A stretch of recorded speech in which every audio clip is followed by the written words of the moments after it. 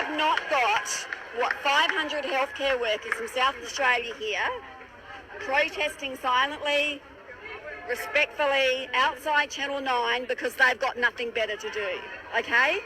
We're on the verge of losing our jobs. So we are too young to retire. So as a registered nurse, you're facing losing your job? Absolutely. We don't even know where we stand. Apparently from the ABC News last night, 100 South Australian healthcare workers were being stood down. I don't think so. Try 3,000, okay? That's just in Adelaide alone. This is not okay because we want to do what we love doing, and that is caring for the South Australian community. We are passionate and we would not be here if we weren't. If we didn't care, we wouldn't be here, okay? That you're all being asked to respectfully take leave at the moment? We have been given so many different stories from Sal and Carl and Null, and we don't know what's going on. We hope that our entitlements get approved.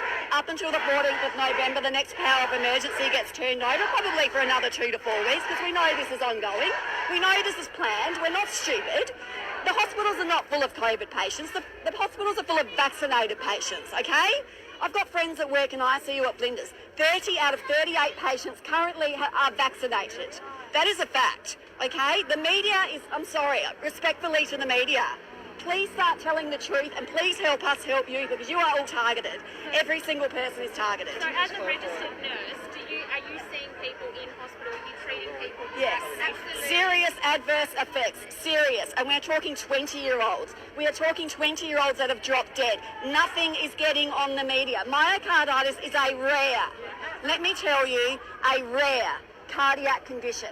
All of a sudden, every third 20-year-old's got myocarditis. You know what that leads to? Cardiac transplant.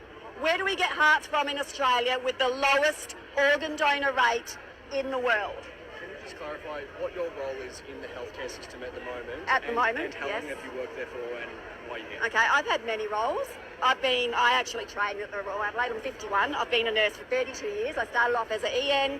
I went in to do my Bachelor of Nursing. I was a single parent for 18 years. I'm a very strong person, as you can see. And then I went on and did my postgraduate in mental health nursing 4 years ago. I've got 2 degrees. I'm not an idiot. I'm not standing here because I'm an idiot. It's because we care about the South Australian community. Currently, I'm a registered mental health nurse at Flinders. I'm passionate about what I do. I look after the most vulnerable people in society. And they are even pushing this onto them.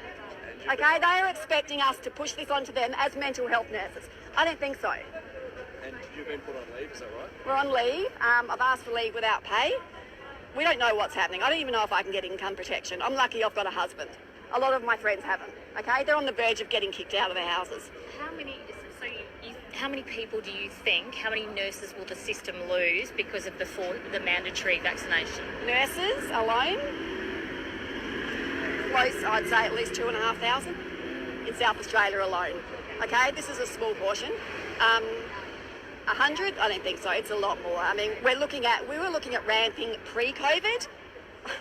The system is not breaking. The system is broken. It is finished. Are you hearing ambulances all the time, sirens? That's the vaccine injured. Okay, this is Adelaide. We're a small city. You don't get ambulances every hour. What's going on? People need to start asking questions. This is nothing against SA Health, all right? It's bigger than them. We understand that. We all want to keep our jobs. We're not here to get fired. We're here because we care and we have experience, and you cannot replace someone who's been a nurse for 32 years like that. You can't do it. So just to clarify, what's the answer? How do you think the government should be treating COVID? I think there should be freedom of choice. I mean, some of us have underlying comorbidities, and we know this is not a safe vaccine. I'm sorry, but it usually takes 20 years to produce a safe vaccine, and that's if it's safe. The quickest before this was 7 years, and even that's too fast. You cannot produce a safe vaccine in 4 to 6 months. I'm sorry. And they are taking people for granted. And to go for our children in Australia with Moderna, 5 to 12-year-olds, when they're not allowed to do that in America, is absolutely abhorrent. Okay? All of you have got children, or if you haven't, you've got nieces and nephews. They're after our kids. Not in America. Moderna is cancelled in America. Why Australian children? How about Scandinavia? Why? Why Australia? Why New Zealand? Are we the testing ground? What's going on? I think we need to ask questions here, okay? We are the voice for our children. We are the voice for our people in South Australia. We are voice for patients. What about the people with cancer? What about the people with cardiac illness? What about the kids with leukemia? No one cares anymore. No one cares about anything but COVID. You mentioned the system's broken already. What is this? Is this going to decimate it now? Beyond decimation. Like, put it this way. I hear that AMBOs are saying 90 minutes for a person with chest pain at home. 1.5 hours to get the help you need. Okay? People are dying in their homes and not getting the assistance they need. And then there's the issue of, they died of COVID. Did they? Did they die of COVID or did they die with COVID? There's the difference. Of or with. Yes. And to lock people out who are not vaccinated, excuse me, I pay a Medicare levy, I pay private health insurance. What right does any private hospital in this city have to lock me out or have an operation when I pay private health insurance? We'll just stop paying taxes. Is that what they want? Cool. Are there any other treatments apart from vaccines? Absolutely, there's other treatments, Tim. There's ivermectin, there's hydroxychloroquine. 2 months after this pandemic started, pharmacies were not allowed to distribute ivermectin. GPs were put on warning from AHPRA, the AMA. You will not be prescribing ivermectin. India has no COVID. Why? Because of ivermectin. It is safe. It has won the Nobel Prize in 2015. It's been around for, 42 years now. The most safe medication ever produced in history. We have no access to it.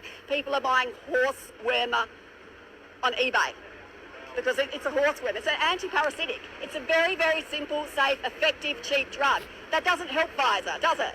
It's called this shit. Money. Can we expect demonstrations like this in the future more and more? I certainly hope so. Absolutely. I mean, just give us back our jobs. Let us do what we love doing, please. We are passionate. We're not going to cause any trouble. We're here because we care about the South Australian community. We are proud.